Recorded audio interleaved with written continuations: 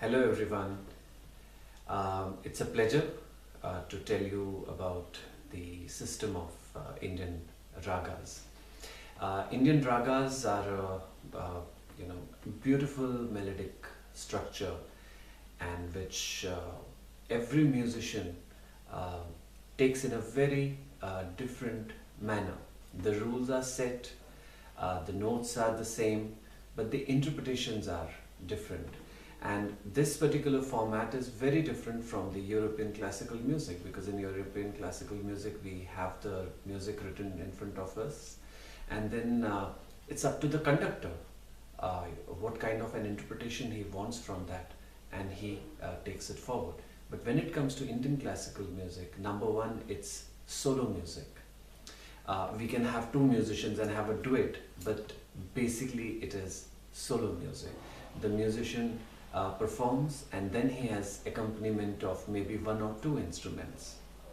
And then there are systems, a vocal system, the instrumental system, then divided the Drupad system. In vocal music we also have the normal Khyal system.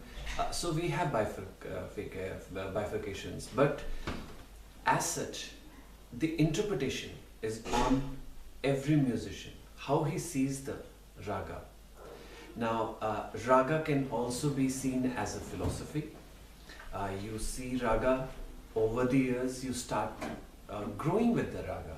So the same raga, the interpretation keeps on developing. Over the years it starts becoming intense, and finally after 20-30 years when you play the same raga, it's absolutely different from what it was 3 decades back. But to simplify it, if I have to put it in a layman's language, I would say the musical notes are like the flow of a river. They just keep on flowing from one direction to the other direction.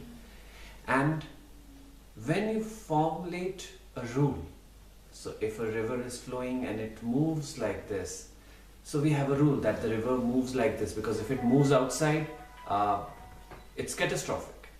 So the moment we have rules, that's what raga is. It's a set of rules that we have, and rules are nothing else but a beautiful mix of various nuances, various technicalities. You have a set of notes. If it's a raga, it can have 7 notes, it can have 6 notes, it can have 5 notes, but then, or even more than 7 when we have the flat or the sharp notes.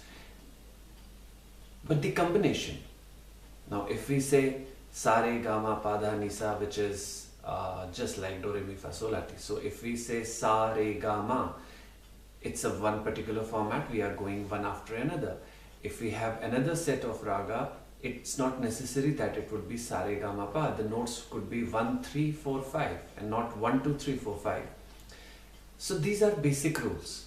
So the rules say, okay fine, you say 1 2 4 5 7. So then you can't say 1 2 3. So which means if you say sa re ma pa, so you can't say sa re ga ma, then it becomes a different raga. So the way notes have to be played. So the ascent, which we call as aro, the descent, which we call as avro, is when you go and you come back. So those are set rules. Those are the set rules in a raga that you can't play around with. If you mix it up, it becomes another raga, and any knowing person who knows Indian classical music will say it's not the raga which is supposed to be played. So this is one rule. The second rule is the expression of these notes, the volume, the way they are interpreted. Because if we say da da da da da da, so it's one volume. But if you say da da da, it becomes a different expression. Now this is a different raga. Da da da, it becomes a different raga. So each combination keeps on changing the ragas, and these are all based on different bhavas, the expressions. The volume has its importance. The octaves have their importance. Same set of notes, if focused in the lower octave, will change a raga. If you put it into the higher octave, it will change a raga. So there are ragas which have a slant to the higher octave, and there are certain ragas which have a slant to the lower octave. Now, a raga which has a slant to the lower octave will always operate something like this. De,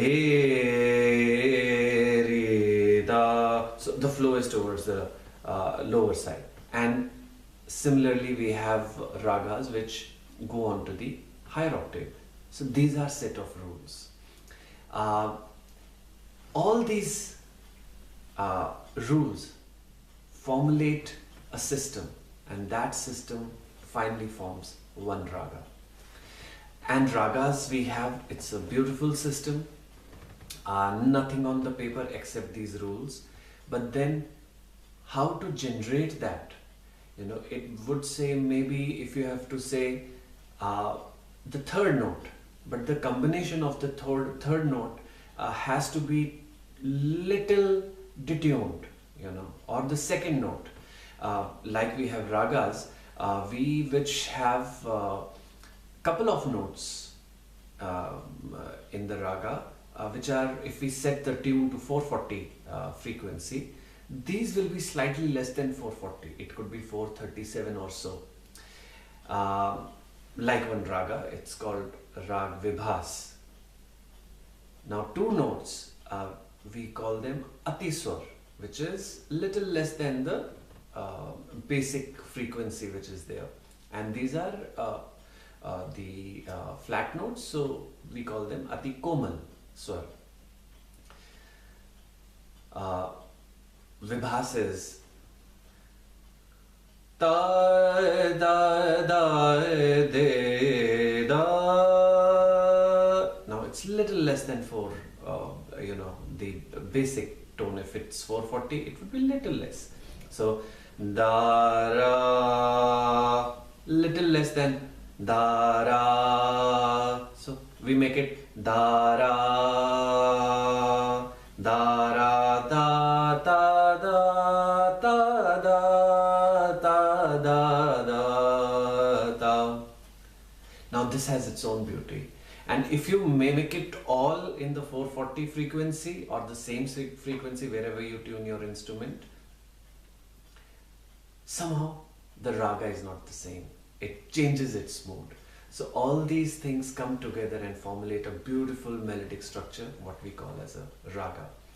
I haven't made it too technical because it's absolutely so that everyone can understand. Then we have ragas which operate in different weathers also.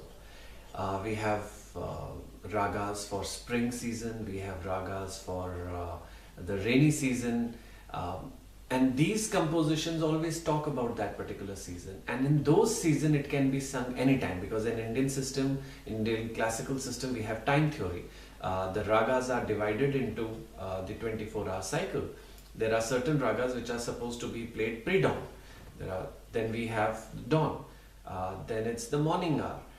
Then it's afternoon, it's late afternoon, it's evening, it's the sunset time, the dusk, and then finally night, and then the midnight, then again coming back to the cycle. So we operate like this. In any particular function, if you're invited to perform, you cannot play a morning raga in the evening or play an evening raga in the morning. That's a set of standardized rules which are there. Some people may argue that what's the fun of it, but certain beautiful aspects don't need a logical interpretation to it. The compositions talk about a particular time frame, like the morning ragas do have compositions which say the birds are coming out from their nests, the sun is coming out, the beautiful day is ahead. It will talk these things in the composition, which we call as bandish.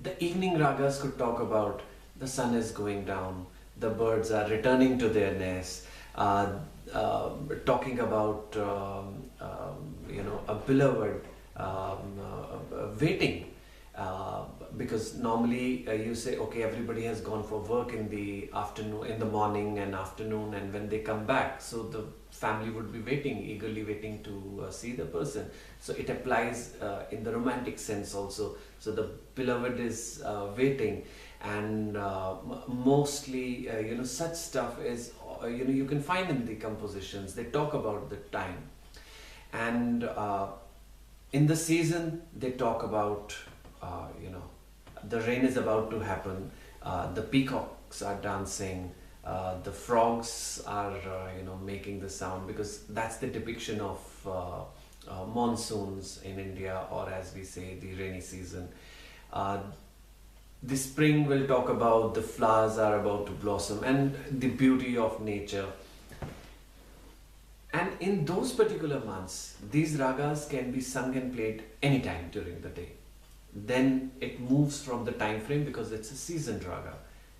But if you want to sing, like we have Basant for spring, so if you want to sing Basant some other time, then it becomes an evening raga, then you can't sing it in the morning. So there are such rules which we have, and then once it's like you are in the soccer ground, the boundary is set, the rules are set, and then it's up to the player how he takes the ball and scores a goal. Same with Indian classical music. The boundaries are set, the rules are set, and then there's so much of scope, and this scope starts increasing year by year, and finally by the time a musician has grey hair, he's so intense in his music. That's just unbelievable to see that how the same melodic structure has grown over the years. And even listening to Indian classical music is not a very hard task. The first and the foremost thing is, which I always tell people, no need to get into the technical aspects. Just appreciate the music. Just appreciate any other human being's creativity. And it's a God's gift. Just relish the gift of the God. And the folk system, the classical system, it's so beautiful. It tends to explain itself. You never need to actually do so much of research on it.